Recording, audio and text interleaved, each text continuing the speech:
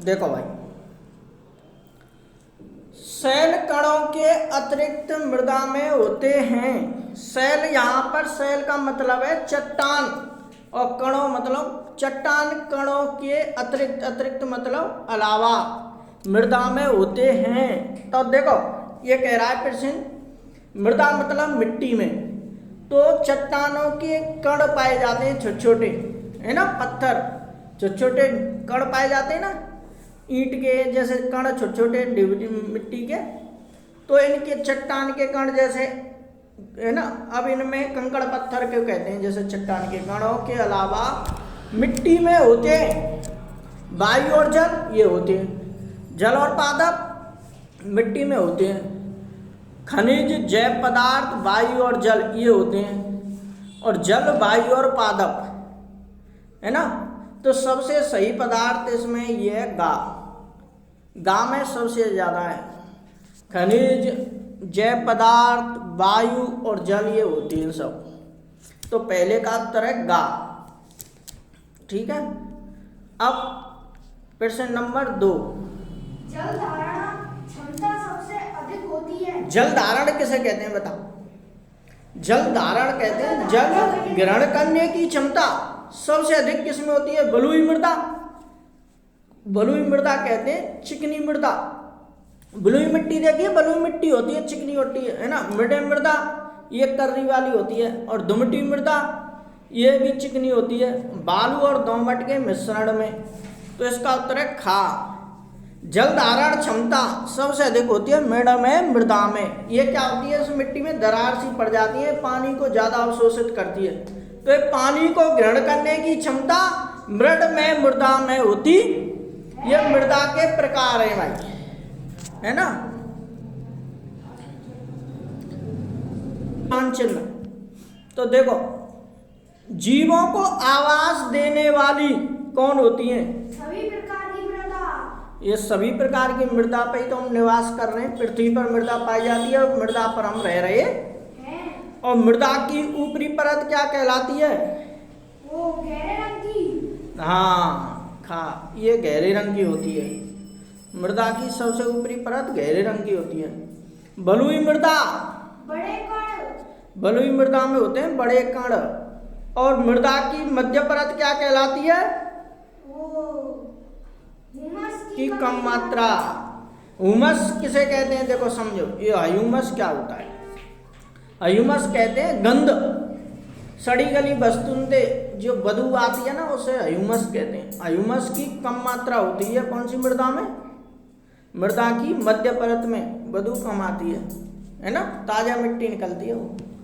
और मृणमय मृदा ये मिलाना आपको चौथे से। ये सघन छोटे कण होते हैं इसमें, सघन मतलब गैप नहीं होता है इनमें बीच में, सघन छोटे कण चिपके रहते हैं, है ना। अब आप प्रश्न नंबर समझाइए कि मृदा कैसे बनती है।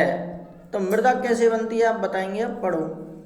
पवन, जल और जलवायु की क्रिया से शैलों चट्टानों के टूटने पर मृदा का निर्माण होता है। इस प्रकार शैल कणों और ह्यूमस की मिश्रण मृदा कहलाती है। तो देखो मृदा कैसे बनती है, मृदा मतलब मिट्टी।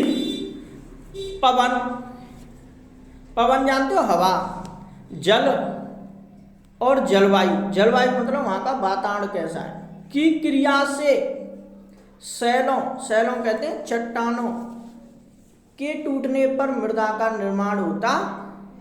देखो पवन चलती है, जल मतलब हवा, जल और जलवायु की क्रिया से शैल चट्टानों के टूटने पर मृदा का निर्माण होता है। इस प्रकार शैल कणों और ह्यूमस का मिश्रण, चट्टान में जो कण निकले ना छोटे छोटे कंकड़ पत्थर, और ह्यूमस मतलब जो पेड़ पौधे कच्ची मिट्टी होती है वो गल जाती है, सड़ जाती है, तो ह्यूमस का मिश्रण बनकर मिट्टी तैयार करता है, उसे मृदा कहलाता है। अब प्रश्न नंबर 5 देखो, 5 नंबर पढ़ो। मृदा किस प्रकार फसलों के लिए उपयोगी है। हाँ तो देखो मृणमय मृदा किस प्रकार फसलों के लिए उपयोगी है। तो देखो उत्तर पढ़ो। मृद मृदा के कण बहुत छोटे होते हैं, इस कारण ये आपस में जुड़े रहते हैं। परस्पर जुड़े रहने के कारण इनके बीच रिक्त स्थान बहुत कम होता है। इनके कारण मृद में मृदा की जल धारण क्षमता बहुत अधिक होती है। अतः जिन फसलों को अधिक जल की आवश्यकता होती है उनके लिए यह मृदा उपयुक्त होती है। देखो एक बार और समझाता हूँ आपके लिए, इस क्वेश्चन को ध्यान से सुनेंगे।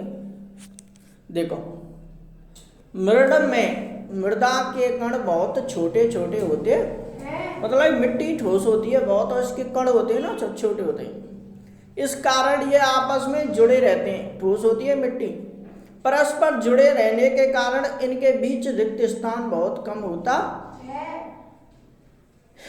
और जहाँ पे मृदा डाले ना बैठती नहीं है मृदा ज़्यादा, है ना। इनके कणों के बीच के सूक्ष्म स्थानों में जल रुक जाता है, इस कारण मृद में मृदा की जल धारण क्षमता बहुत अधिक होती है। अतः जिन फसलों को अधिक जल की आवश्यकता होती है उनके लिए मृदा उपयुक्त होती है। अब प्रश्न नंबर 6, मृद में मृदा और बलुई मृदा के बीच अंतर बताइए। तो देखो मृद में मृदा और बलुई मृदा के बीच अंतर।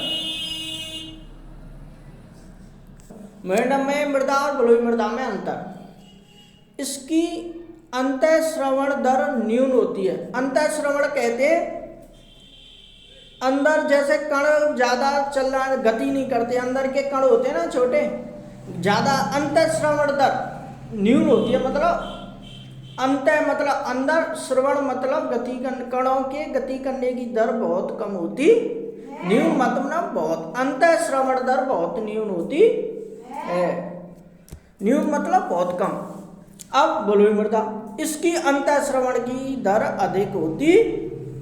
इसमें क्या होता है, इसमें ये कण होते हैं ना मिट्टी के कण अंदर गति करते हैं, जल्दी गति करते, अंतःस्रवण अंदर, श्रवण मतलब क्रिया करने वाले कण अधिक होते हैं।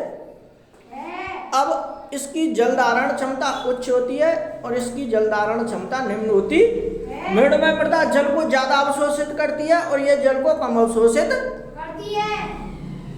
और मृद में मृदा इसके कण सूक्ष्म होते हैं, बारीक, और बलुई मृदा के कण बड़े होते हैं। तो आप 3 की जगह चाहे 2 याद कर सकते हो, इसको और इसको। तो देखो मृद में मृदा के कण सूक्ष्म बारीक होते हैं और बलुई मृदा के कण बड़े होते हैं।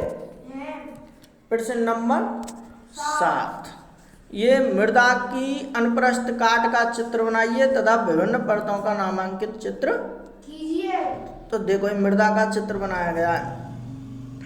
देखो ये आधार सेल, आधार पे को चट्टानें होती है ना, चट्टानों की ये कोशिकाएं, ये चट्टान आधार सेल है, ये चट्टानों का आधार।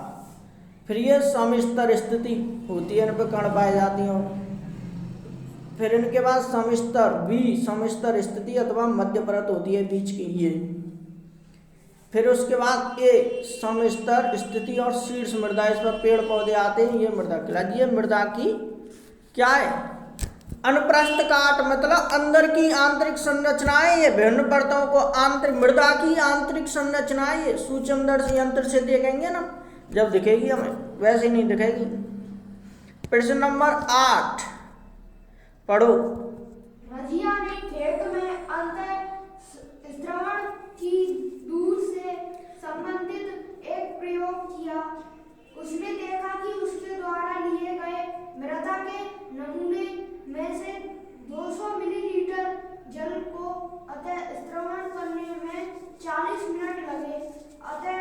अंतःस्रवण दर परिकलित ज्ञात कीजिए। परिकलित मतलब ज्ञात कीजिए। तो अंतःस्रवण दर का सूत्र है जल की मात्रा बट्टे अंतःस्रावण में लगा समय। तो प्रश्नानुसार जल की मात्रा कितनी है, 200 मिलीलीटर, ये दे रखी 200 मिलीलीटर, ये है ना। और इसमें अंतःस्रवण में लगा समय 40 मिनट, ये भी प्रश्न में दे रखा है। तो अंतःस्रवण की दर ज्ञात करवा रहा है, तो सूत्र है इसका, जल की मात्रा 200 लिख दी हमने और लगा समय ये 40 मिनट, 40 हम भाग देते 200 को 5 मिलीलीटर आएगा। ठीक है ये। अब प्रश्न नंबर 9 पढ़िए। समझाइए कि मृदा प्रदूषण और मृदा अपरदन को किस प्रकार रोका जा सकता है। देखो मृदा प्रदूषण तो मृदा को प्रदूषित करना है ना, गंदगी डालना मृदा में ऐसे करना, और मृदा अपरदन मतलब मृदा का एक जगह से उठकर दूसरी जगह जाना। जैसे आंधी तूफान आते हैं ना, कभी हवा में मिट्टी एक जगह से दूसरी जगह चली जाती है उड़कर, उसे कहते हैं मृदा अपरदन। तो देखो मृदा अपरदन की रोकथाम कैसे कर सकते हैं, मृदा को कैसे रोक सकते हैं। पॉलीथीन की थैलियों और प्लास्टिक मृदा को प्रदूषित करते हैं, ये खराब करते हैं, मिट्टी में नहीं दबानी चाहिए। पॉलीथीन की थैलियाँ, प्लास्टिक मृदा को प्रदूषित करते हैं, मतलब खराब करते हैं। उस जमीन पे जो तुम जमा रहे हैं या पॉलीथीन डाल रहे हैं, मृद प्लास्टिक डाल रहे हैं और आप दबा देते हो तो उस पर फसल नहीं होती, बंजर जमीन हो जाती है और ये मृदा को प्रदूषित करते हैं। ठीक है, मृदा में रहने वाले जीवों को भी हानि पहुंचाते हैं।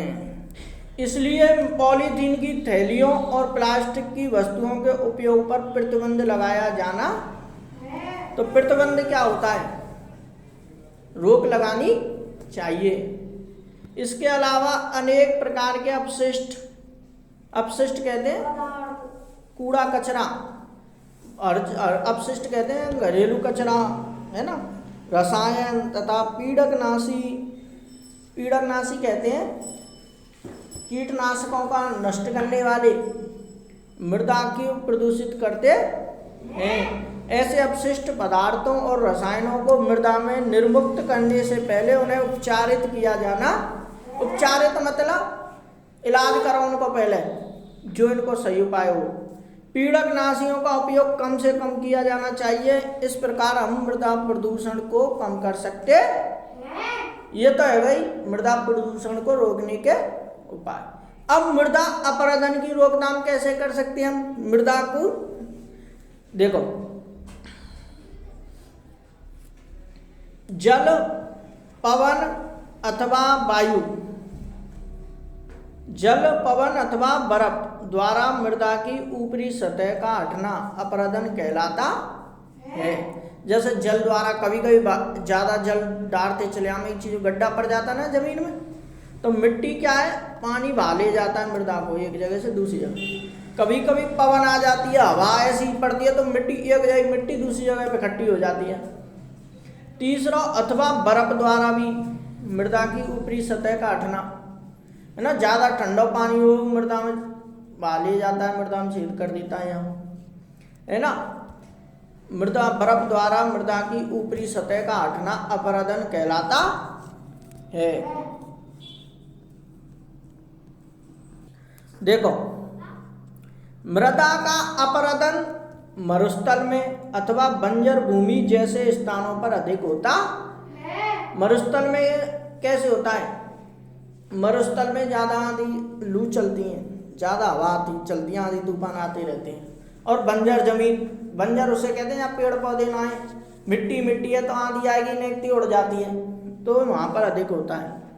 जहाँ की सतह पर बहुत कम अथवा कोई वनस्पति नहीं होती है, वनस्पति मतलब पेड़ पौधे नहीं होते हैं, चूंकि पादपों की अनुपस्थिति में मृदा कैसी हो जाती है, खराब, ढीली।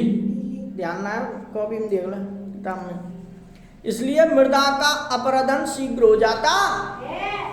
अतः वृक्षों की कटाई और वनोन्मूलन को रोका जाना चाहिए। वनोन्मूलन किसे कहते हैं, वनों को नष्ट करने से रोकना चाहिए। वनों को नष्ट कर रहे ना लोग, घर बनाने के लिए, सोफा बनवाना हो, बेड बनवाना हो तो पेड़ काट देते हैं, उसके लिए लकड़ी चाहिए। जलाने के लिए वनों को नष्ट कर रहे हैं है ना, मकान बनाना हो तो पेड़ ने हटा रहे हैं। और अब यहाँ पर आ जाइए, हरित क्षेत्रों को बढ़ाने के प्रयास किए जाने चाहिए। हरित क्षेत्र मतलब हरे क्षेत्रों को, घास पास उगाओ, पेड़ पौधे उगाओ, को प्रयास किए जाने चाहिए ताकि मृदा का अपरदन कम हो। घास उगा दो मिट्टी, फिर घास है जावे तो फिर मिट्टी उड़ेगी नहीं मां, है ना। अब प्रश्न नंबर 10 है ना।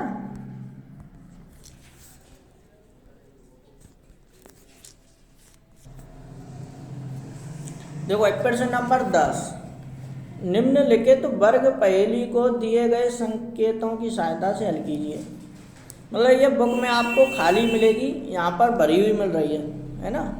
तो ये आपको भरनी है, और भरनी कैसे है इसमें देखो, ये सॉल्व सहित है, तो इसमें आपको उत्तर देने हैं। ये सीधे ये प्रश्न आपको खाली मिलेगी पेपर में, और यहाँ पर सीधे, जैसे ये सीधे ये ना सीधे, तो सीधे में मतलब आपको यूँ चलना है ना। और दूसरा दे रखा है इसमें, और दूसरे प्रश्न है जिसमें ऊपर से नीचे चलना है आपको इस प्रकार यूँ।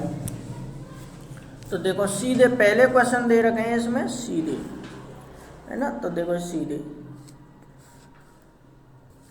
सीधे ये, तो देखो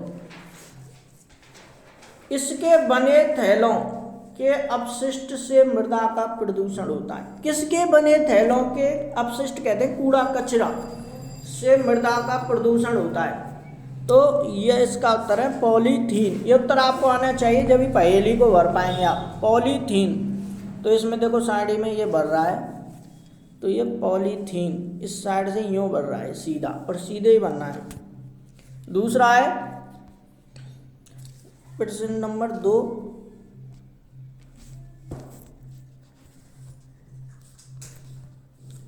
इस प्रकार की मृदा में सूक्ष्म कणों का अनुपात अपेक्षाकृत अधिक होता है। किस प्रकार की मृदा में सूक्ष्म मतलब छोटे कणों का अनुपात अपेक्षाकृत अधिक होता है। तो ये यूं ही बनना है, और नंबर 2 पर ही बनना है। नंबर 2 कहाँ लिख रहा है साइड में, वहाँ बनना है। तो देखो यूँ चलना है आपको, मृड में मृदा में होता है ये, मृड में मृदा, ठीक है।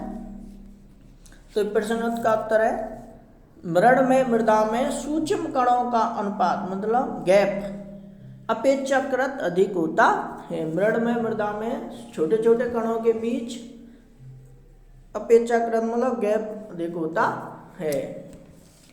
अब ये 4 नंबर पर बननी है, 4 लिख रही है, वहां से इस प्रकार चलना है। तो मैं इस साइड में इससे यूं, इस प्रकार की मृदा मतलब किस प्रकार की मृदा में सूक्ष्म तथा बड़े कणों की मात्रा लगभग समान होती है। चाहे छोटा हो चाहे बड़ा हो, सबकी मात्रा समान होती। तो यहाँ पर आइए 4 नंबर पर बननी है ये, धूमटी मृदा में सूक्ष्म तथा बड़े कणों का आकार समान होता है। अब प्रश्न नंबर 5 पॉइंट, मृदा परिच्छेदिका की निम्नतम परत। मृदा परिच्छेदिका कहते हैं मृदा की आंतरिक संरचना की निम्नतम मतलब सबसे निचली परत कौन सी होती। तो 5 में बनना आपको। देखो 5 कहाँ पर लिख रहा है आप देखेंगे, ये लिख रहा। तो ये आधार सेल, आधार मतलब सेल मतलब चट्टानों का आधार होता है, निचले का तल, निचला तल उसको कहते हैं। ये सबसे मृदा की निचली परत होती है।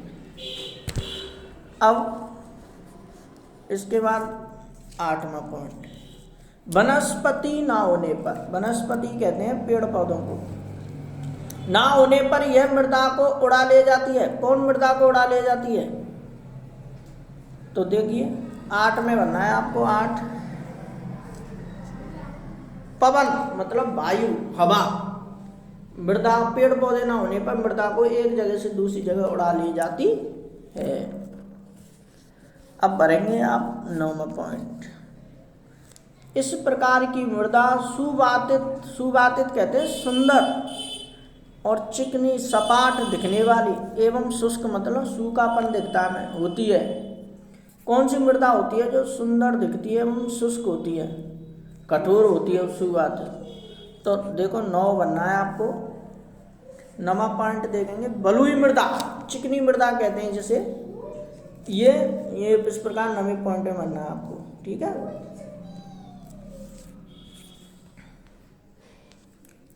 नहीं माना। अब देखो 10वां लास्ट पॉइंट है, किसी मृदा द्वारा पानी को रोकने की क्षमता क्या कहलाती है?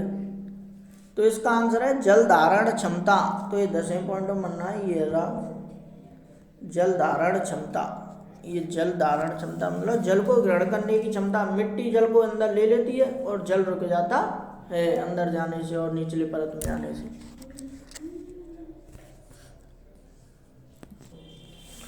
ये बनने आपको ऊपर से नीचे, यूं ऊपर से नीचे चलेंगे इस प्रकार, यूं, ठीक है। तो देखो भूमि की ऊपरी परत जो पौधों को आधार प्रदान करती है क्या कहलाती है? ये आप मैंने लिख दिए आपके लिए, उत्तर पर लिखे नहीं आएंगे आपके लिए, आपको भूमि की वह ऊपरी परत जो पौधों को आधार मतलब प्रदान करती है, जिस पर पेड़ पौधे उगते हैं, मृदा कहलाती है। तो मृदा आपको इस प्रकार बननी है। देखो ये दूसरे पॉइंट में ये देखो ये बन रहा, ये लिख रहा है यहाँ पर, इस प्रकार चलना है आपको। ये पॉइंट है, ये मृदा और ये गलत लिख रहा है, इसमें दा आएगा, जो दा मृदा, धू की जगह दा आएगा, ठीक है। अब आइए दूसरे प्रश्न पर। देखो पवन तथा प्रवाही, प्रवाही मतलब बहने वाला जल बहता है, हवा चलती है, और प्रवाही मतलब बहने वाला जल के कारण मृदा पर प्रभाव अपरदन कहलाता है। मृदा जब जल ज़्यादा बहता है तो मृदा का एक जगह से दूसरी जगह पर बहकर चले जाना मृदा अपरदन कहलाता। और मृदा अपरदन पवन तथा जल के द्वारा होता है, प्रवाही जल के कारण। ये भी आपको तीसरे पॉइंट में जाकर इस प्रकार बनना है, जो यूँ ऊपर से नीचे 3 लिख रही है, वहाँ पर यूँ नहीं चलना है, यूँ इस प्रकार चलना है, यूँ। प्रश्न नंबर 6.6, मृदा में जल के अवशोषण की प्रक्रिया अंतःस्रवण कहलाती है। अंदर जल को अवशोषित करने की प्रक्रिया अंतःस्रवण कहलाती है। अंतः मतलब अंदर, श्रवण मतलब श्रावित करना, अवशोषित करना। पॉइंट 7, किसी स्थान की मृदा की काट परिच्छेदिका, काट परिच्छेदिका कहते हैं आंतरिक संरचना। किसी स्थान की मृदा की काट परिच्छेदिका मतलब संरचना क्या कहलाती है? प्रोफाइल। अब जैसे मृदा की आंतरिक संरचना का चित्र प्रोफाइल कहलाता है। जैसे हम किसी में प्रोफाइल जैसे कहते हैं ना, आप अपनी प्रोफाइल बताइए, प्रोफाइल में आते हैं जैसे आदमी के नाम, गोत्र, योग्यता कितनी पढ़े हो, तो वह उसकी आदमी की प्रोफाइल होती है। ऐसे ही मृदा की संरचना, चिकनी मिट्टी है, बलुई मिट्टी है, दमोटी मिट्टी है, ये और मिट्टी के गुण फुड़ बताए गए, वो प्रोफाइल कहलाती है। ऐसे ही किसी स्थान की मृदा की काट परिच्छेदिका मतलब आंतरिक संरचना, उसकी प्रोफाइल होती है।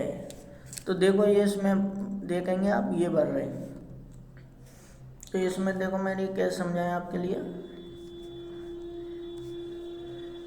देखो पहला था, दूसरा मृदा भर दिया हमने, तीसरा पॉइंट पूछा था, तीसरे में अपरदन ये भर रहा, यूँ बनना है। छठा पॉइंट था उसमें, छठे में अंतःस्रावण बताया, ये भर रहा, अंतःस्रावण ये रहा, ठीक है। और लास्ट है 7वां पॉइंट, 7वां प्रोफाइल, ये भर दी प्रोफाइल, ठीक है।